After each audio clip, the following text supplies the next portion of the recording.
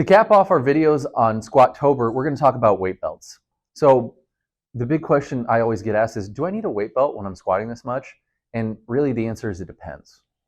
Typically we say no, okay? Unless it's part of your sport, unless you're a power lifter, unless you're someone who's trying to squat 600 pounds, I wouldn't recommend it. The reason is because it's a cue to help us build IAP or intra-abdominal pressure.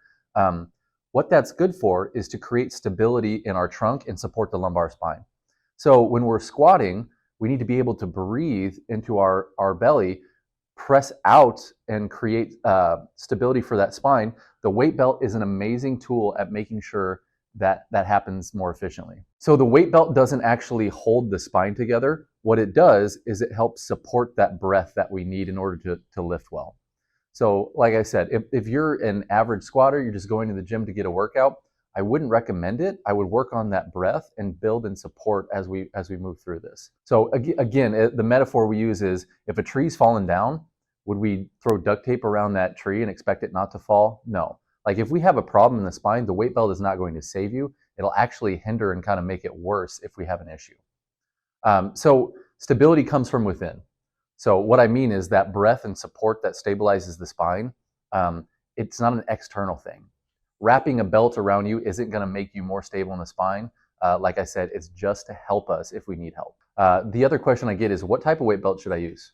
Should I use leather? Should I use Velcro? And the real answer, it doesn't matter. All right, if it's a cue to help us be better at breathing, as long as we get that feedback right there, it's going to help us support. It's going to get us deeper into our squat, create that breath that helps us get out of that hole. And it's something that we recommend use with caution unless it's a part of your sport. Okay, we are so adamant that you don't need a weight belt that we actually don't have one in the office. So to show you how to properly use one, I'm using our Core 360 belt that we use to help establish breath when we do exercises.